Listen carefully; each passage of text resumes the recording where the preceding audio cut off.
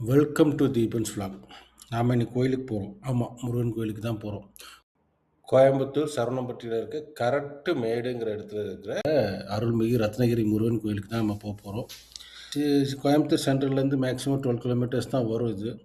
இங்கே மேலே போகிறதுக்கு எந்த ஆக்சஸும் கிடையாது. பைக்கு, கார் எதுவுமே போக முடியாது. படியேறி தான் போய் ஆகணும். ஒன்ஸ் நீங்கள் உள்ளே என்ட்ரான கையோடய உங்களுக்கு பார்த்தீங்கன்னா நம்ம முதற் கடவுளான விநாயகர் இருப்பார்.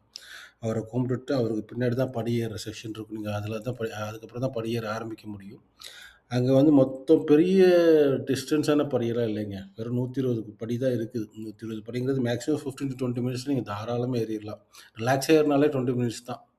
நீங்கள் ஒன்ஸ் மேலே போயிட்டீங்கன்னு சொன்னாலே அருமையான முருகனோட தரிசனம் கிடைக்கும். இந்த கோயிலில் பெரிய விசேஷம், ரொம்ப பெரிய விசேஷம் நீங்கள் மக்கள் சொல்கிறது என்ன சொல்கிறாங்கன்னா, இங்கே சுயம்பு விநாயகர் இருக்கார். ஒரு முருகன் கோயிலில் ஒரு சுயம்பு விநாயகர் இருக்காருன்றது பெரிய விசேஷமாக கருதப்படுது. நாங்கள் போயிருக்கும்போது ராஜ அலங்காரம், கண்ணுக்கு நிறைவான ஒரு தரிசனம் எங்களுக்கு கிடச்சிது.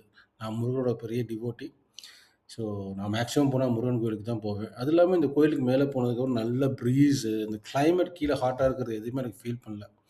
இங்கே ஃபேமிலியோடு கோயம்புத்தூர் வந்தீங்கன்னா, இல்லை கோயம்புத்தூர் இருக்கிறவங்களா இருந்தாலும் இந்த கோயிலை மிஸ் பண்ணியிருந்தீங்கன்னா தயவு செஞ்சு போய் விசிட் பண்ணி பாருங்கள். டெஃபினெட்லி உங்களுக்கு ஒரு பெரிய சேஞ்சஸ் கிடைக்கும்.